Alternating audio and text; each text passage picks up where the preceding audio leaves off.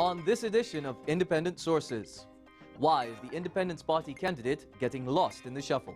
A lot of analysts are saying that they don't know what place he's taking since, Democrats tend to be the progressives. He's outside that party line. Then others are saying that he's a little more conservative than even the Republican candidate, Joe Lhota. And celebrating 100 years of advocacy journalism.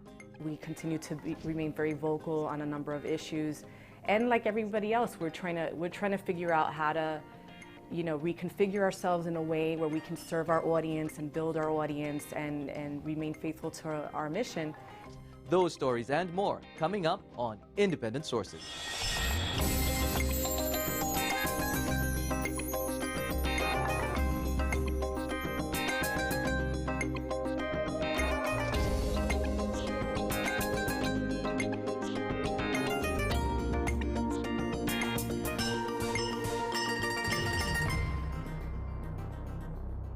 Welcome to Independent Sources. I'm Zyphus Lebrun.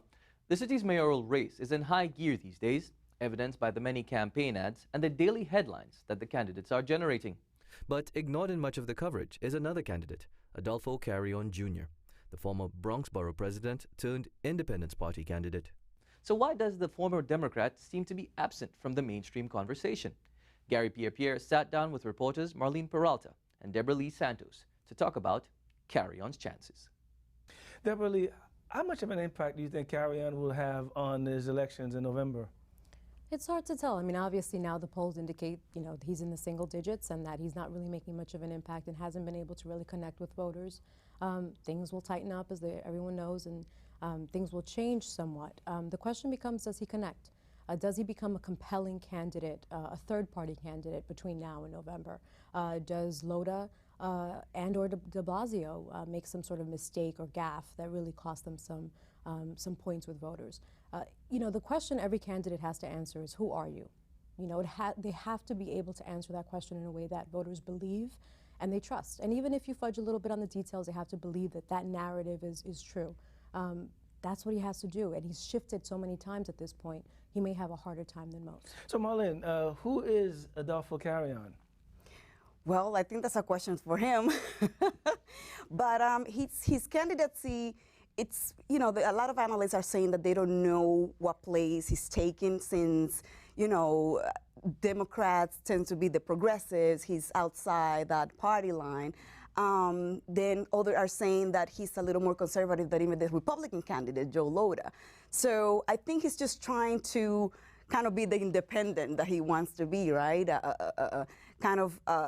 Be the one that it's not going to be offering what the Democratic candidates, which is the party that most Latinos are registered with. But he's going to have a hard time because, and that's what a lot of people are saying, because Hispanics, when they go to the polling place, they look for the Democratic ticket automatically. I mean, I can't generalize because not everybody is a Democrat, but the vast majority are.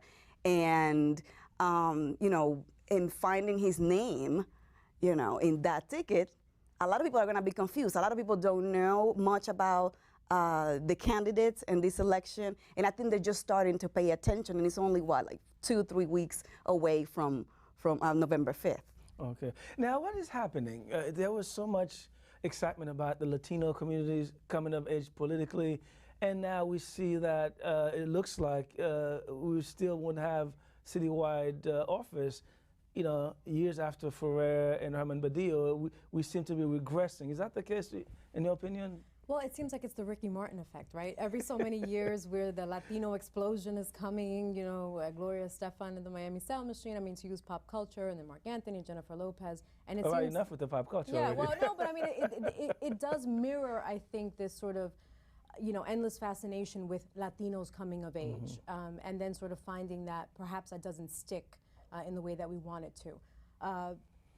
Here's hoping the answer to that is that we're not regressing.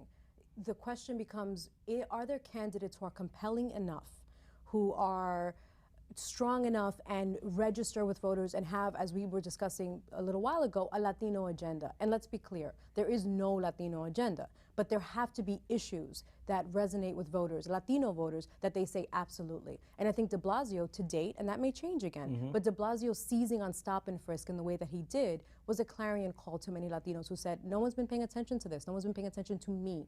And if he can do that, or any, for that matter, any other candidate, because we talk about Carrion as the invisible candidate, we forget that there's an Eric Salgado, there's a Jake, Hidary. I mean, there are other candidates. And when people say he's the invisible candidate, you'd be hard pressed to find people who know who Sal Albanese was, and he was on that stage many a time with the other contenders. So this is a shape-shifting process. Well, I want to be the devil's advocate, and we are regressing. I mean, back in the days, we used to have organizations or advocates that would be the voice of, the Latino electorate. They will be the ones holding press conferences and say, these are the issues, and we want you as a public, official to pay attention to our issues. There's nothing like that right now. In our leadership, too, we don't see the group of Latinos organizing and say, this is what our problems are. I mean, stop and frisk again is an example. I mean, you have, well, the public advocate, that was his job, but, I didn't see all of these elected officials together saying something needs to be done. So it's a problem everywhere, organization-wise, advocacy-wise, the leadership, everything. It's not there now. Now, how much the fact that so many Latino officials have been ensnared in these corruption scandals have to do with the current situation? Because if they know that they're not real copacetic, so they're not out there talking about issues that affect the community because they're so busy keeping a low profile, so they're not stuck in some kind of investigation. Well, there is many layers to that, because not only the elected officials, but you would say that of the organizations, of the community-based organizations, a lot of them depend almost 100% on city funding. So they don't want to speak out against the person who gives them or the government that gives them the money. It is, so that's part of the issue. And yes, the low profile, it's a factor, but I wouldn't say that that's the main thing. And there's a vicious cycle in some ways because there is a dependency. The community-based organizations depend on the elected officials. The elected officials sometimes come from those community-based organizations or from those community groups, and they've been respaldados, they've been supported by them, and they're sort of the chosen one. And so the ascendancy to elected office comes really because that group is going to generate those votes for you.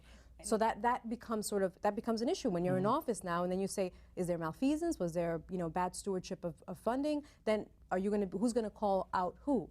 I will say this though about the piece you raised, and I think it's not an insignificant piece. It's lamentable. It is on some level devastating for our micro communities. As large as we are, we're ultimately communities, small communities, to see that person that so many people rallied to elect in what is ultimately combat warfare. To get elected is so difficult in New York City, and to have those resources pooled, whether that's with volunteers, your neighbors, the churches, get together and elect, even before they're actually on the ballot, but elect to rally around one person, and that person ends up either being ensnared in something or worse, being led away in handcuffs and being convicted. It is devastating, and I think that has had a ripple effect. I will say this: there's also a sense of complacency. I think Manena's point. Was it sort of like Carrion's entry into the race supposed to galvanize and mobilize the Latino community, and that hasn't happened? Why? Well, none of them have pretty much put forward an agenda that targets Latino voters. Yes, Carrion, it's mentioned that he's Latino, that he's the one that's going to be representing our interests the most, but I still don't see, that a conversation out there. We are the poorest in New York City. We have the highest dropout rates in high school. And those issues, I don't hear them. Yes, I hear about education, but it's not a one-size-fits-all. We are a very diverse community, and we should be addressed by the needs or by the problems that we face, and that's not on the table right now. And no one is saying, this is what's missing. Right, and the closest you get is de Blasio. Saying the things that people are expecting to hear, the idea that there's that kind of engagement. I will say this though too, what happens when you have a candidate, and this may be a pitfall that Carrion is trying to stay away from, when you have a Latino candidate who speaks directly or seems to be speaking directly to those issues and is speaking to the Ecuadorian and Mexican and Dominican and Puerto Rican communities in ways that really resonate with them, that's great.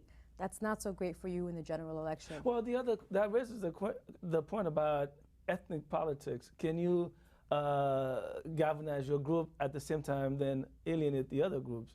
Ask Freddie Ferrer.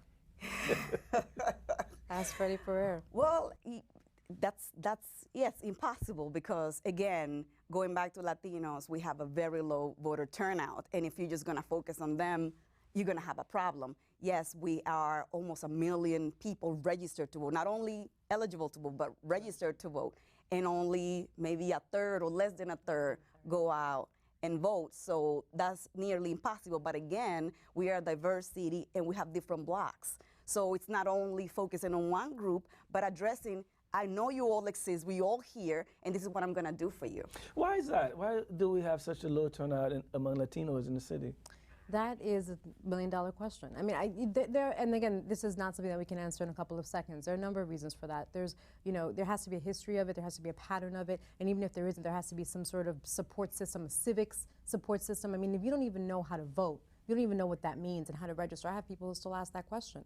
So if we don't make that, and mind you, these are people who can master technology at the whim of a company that puts out an iPhone every 5 minutes. So they can get it. It's just not being made available and accessible. Unfortunately, we have to end the conversation here. Deborah Lee Santos, Marlene Peralta, thanks for being with us. Thank you. Thank you. Still to come, the human chain against breast cancer. Before that, Abby Ishola has some other news. Thanks, Zyphus. Here's a look at some headlines from New York's ethnic and community media. From the Uptowner, there's a growing movement to keep New York City teenage offenders from being tried as adults. Currently, New York and North Carolina are the only states where juvenile offenders aged 16 and up are tried as adults. The Vera Institute of Criminal Justice is an organization that advocates for juvenile justice reform. It's teamed up with parents, community activists, legal experts, and former inmates on a campaign called Raise the Age. The group is pushing to have the new legal age for criminal offenders to begin at 18. New York City librarians are worried about the future of their profession. City Limits reports that the number of school librarians has declined over the past several years. As of May 2013, the Department of Education employed 333 school librarians compared to 399 4 years ago. The article says that number would likely decline even further since the DOE put in a request to have fewer librarians due to fiscal challenges. The department has suggested they train teachers to offer the service, bring in parent volunteers, or have librarians circulate between schools. From North Hatton, the first ever Washington Heights hotels are set to open by the end of the year, but they won't be for typical New York City tourist lodging. Instead, they are budget hotels that would likely serve people doing business uptown or family members who come to visit relatives. Residents in the area don't see the hotels as a sign of gentrification because of the clientele they're targeting. Instead, many say the new businesses will provide jobs. In more news out of Washington Heights, the Jewish Week reports that Jews are returning to the area in droves. Over 50 years ago, Jews dominated the Upper Manhattan area. According to a study done by the UJA Federation, the neighborhood's Jewish population went from a little over 9,000 in 2002 to over 20,000 in 2011. Jewish leaders and residents in the area say young people who are starting families are largely responsible for the growth in the community there. And finally, Philippine history is being made this fall as the first Filipino New York City opera is making its run. The Phil-Am reports that Noli Me Tangere, or Touch Me Not, is a theatrical production based on a novel written by physician activist Dr. Jose Rizal. The story centers around the political and social woes in the Philippines during the 19th century Spanish colonial rule. The show's producers say they didn't skimp or cut any corners, given the show's estimated budget of around $500,000. The opera made its debut on October 4th at Hunter College. Those were just a few stories from the ethnic and community media. Independent Sources will be back right after this. Thanks for staying tuned. Nearly 300,000 women in the U.S. are expected to be diagnosed with breast cancer this year. The disease is one of the deadliest cancers. Rochelle Sharsheret has been battling the disease ever since she was diagnosed in 2001. That was when she started her organization, Sharsheret. I sat down with her to talk about breast cancer, as well as her organization's effort to create a human chain to combat the disease in the Jewish community. Thank you, Rochelle, for joining us in the studio today. My pleasure. Thanks for having me. Great. So let's talk a little bit about your organization, Sharsheret. What is your organization? Sharsheret's a national organization, and our expertise is in young women and Jewish families who've been affected by breast cancer and ovarian cancer. The organization was founded 12 years ago. We're celebrating our bat mitzvah, our 12th anniversary celebration this month. And the goal was really to become the voice of the Jewish community in the breast cancer conversation. Now, tell me a little bit about the origins of the organization. I know that you started it when you were diagnosed with cancer yourself a few years ago. Yeah, I was 28 years old and diagnosed with breast cancer for the first time. Since then, I've had cancer a second time. And I started to hear more about breast cancer genetics and its impact on the Jewish community, that we were perhaps at increased risk. And so I began looking for the Jewish response to breast cancer. What organizational support did we have for the thousands of women and families who were affected by the disease? And I was actually surprised that we didn't have a Jewish communal response. The Jewish community is very highly organized, and we seem to have an organization that addresses every issue. So the fact that we didn't have one addressing breast cancer was surprising to me. And so that was the origin of the organization, was really to unite women and families and make a presence for the Jewish community in the larger cancer conversation. Now, are you only targeting the Jewish communities? Would you be open to someone of African-American descent, Asian descent to come in and speak with you guys as well? 100%. I mean, women of all backgrounds call the organization. We always say our expertise is in young women and Jewish families, but certainly older women call the organization for support. Women of all backgrounds reach out to participate in our 12 national programs, and we're very proud of the fact that we can offer assistance to the entire community. Now, one of the important things that I know about the organization is this issue of peer support. Yeah. Could you explain what that is, please? Yeah. That was actually the first program that the organization launched when we first began. The notion is that we are connecting women one-to-one to discuss the issue that is foremost on her mind. And so a young mom might call and ask to speak to another young mom. She might be getting ready for a bilateral mastectomy and have a small 3-year-old running around who needs to be lifted or taken to daycare. And so she might want to be connected specifically to someone her age with her stage of diagnosis who's having her surgery and perhaps her treatment. And we've got more than 2,500 women all across the country in that database that we use to make these very tailored matches. Earlier on, you mentioned this whole issue of genetics and so forth. And one of the things that you've talked about, and it's kind of underlying some of the conversation about cancer now, is this BRCA or BRCA gene. Could you explain to the audience what that is? Sure. Every one of us, men and women, Jewish or not, carries a BRCA gene. We all have this particular gene. BRCA stands short for breast cancer. And there are mutations that are found within the gene.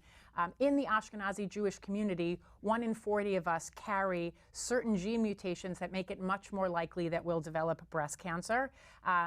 There are more mutations than the 3 that we typically look at in genetic counseling or genetic testing.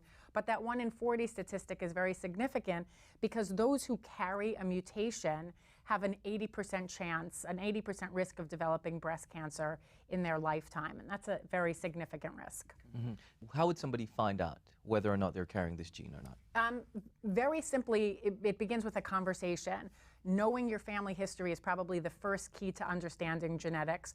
Going back and asking your mom what diseases were in the family and your grandmother or your great-grandmother's generations is key. And understanding the family history, both from the perspective of the mother side and the father side, is key as well. And so it begins with a family conversation, which for some families can be difficult. Some of us have lost our families in World War II. Others are adopted or don't necessarily know who their biological parents are. So it can be complicated.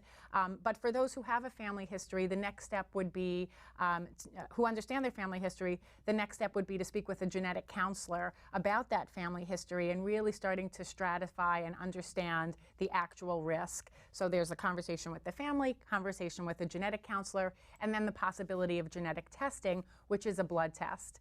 And it's actually a rather simple blood test.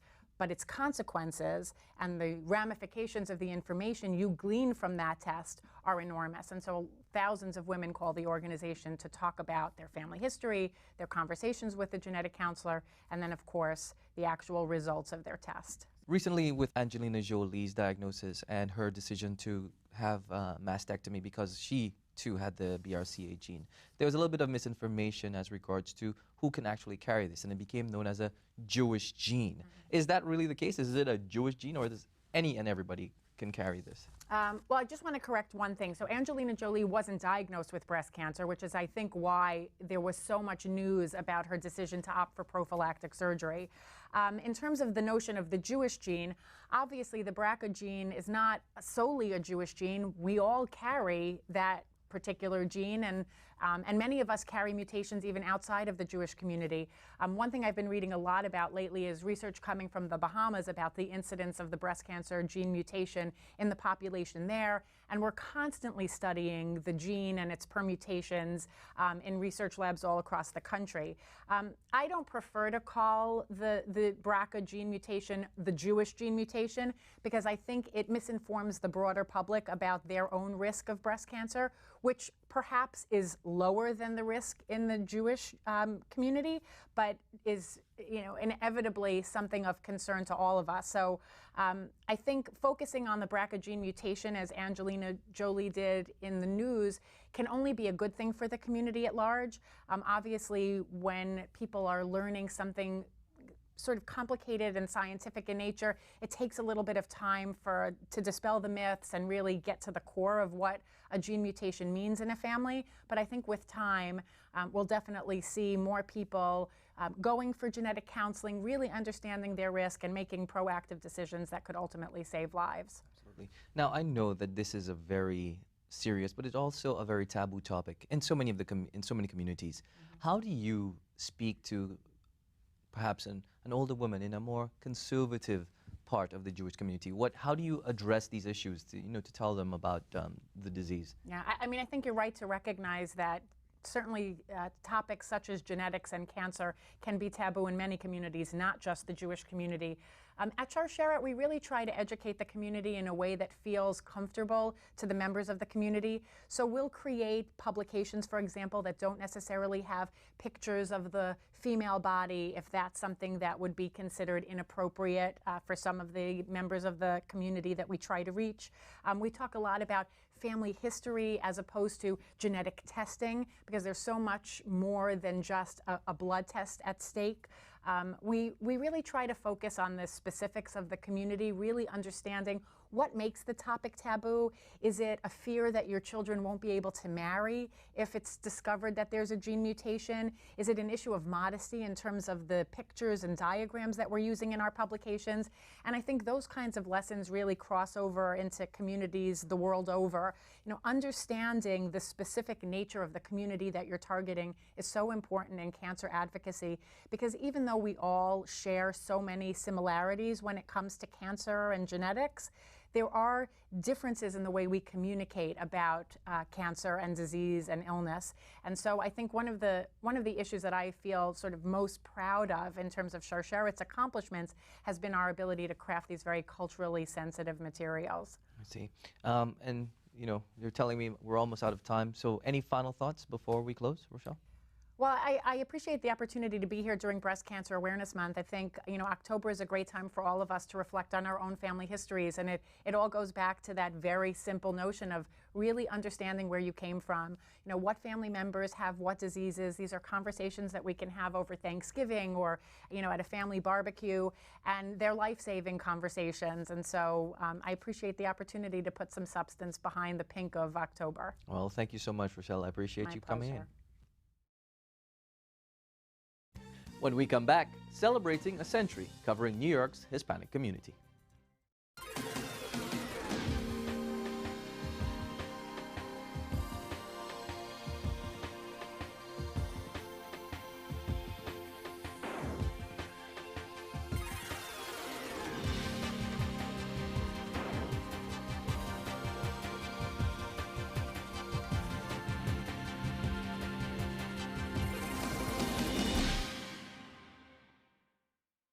And finally, the grandfather of Spanish newspapers in the city is turning 100 this month.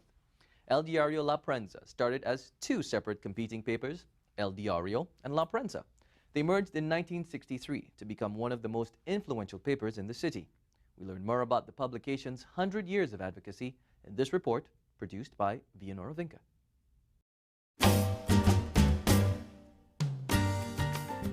In 1913, when La Prensa was founded, there were about 14,000 Hispanics according to the census. And it's interesting because when we commissioned a piece having someone look at what 1913 New York was like, what the writer found is that there was already this brimming Hispanic community. It wasn't something that was, it was fledgling, but it was very vibrant, and there was a really huge cultural and art scene. And there has been throughout centuries a Hispanic presence in different eras, you know, of New York City's history. So this idea, I think that understanding that La Prensa was founded in 1913 by a vibrant community, mostly Spaniards at that time and other Latin Americans, many who had come for commercial reasons or to live in a different country or for political reasons, etc., had really bonded and established this paper to speak to them, to represent their interests and needs and to keep in touch with back home. And we still to this day, approaching 100 years later, remain faithful to that mission. El Diario chronicles some of the struggles that happened around education. A lot of people would be surprised to know that bilingual education was not mandatory up until really the 70s when Hispanics pushed for a decree to be issued. So this idea that you would come here as an immigrant and automatically be placed into a dual language program or a bilingual program, etc. You basically, back in the days, had to sink or swim. And that the institutionalization of policies like that were chronicled by El Diario, by La Prensa, and Hispanics were really at the forefront of making sure that our kids and other communities were served by bilingual education.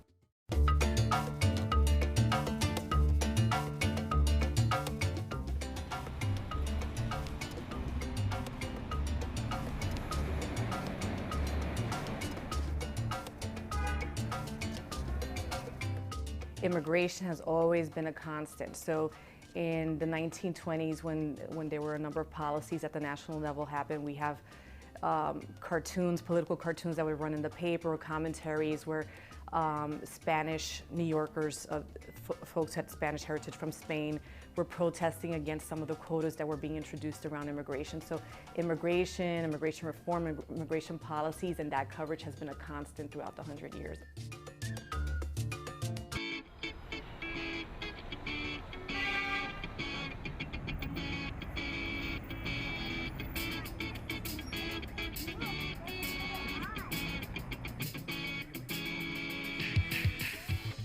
In comparison to other papers, and this rings true for most ethnic and independent community media, people in our community, a large segment, use it to navigate the city. They're not just having philosophical debates about issues that may happen in other publications. They need El Diario to understand how government works here. We now function on a multi-platform way, in a digital way. We have our website, it gets updated real time. We have our social media outreach. We function much in the same way other operations function, and we have to respond to the changes and to the different ways people receive information. Our new owners have a sort of know-how that they're bringing to the company. They've had great success with their newspaper in Argentina, and it's really like other operations. We're looking at what we can strategically do to sustain, to grow, and to grow on other platforms. It has not affected our coverage. We continue to remain very vocal on a number of issues.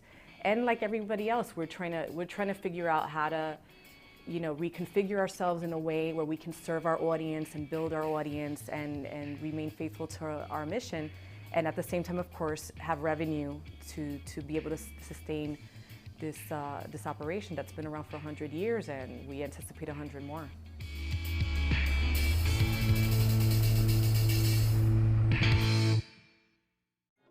That's our show this week. Thanks for staying tuned. Till next time, be independent-minded.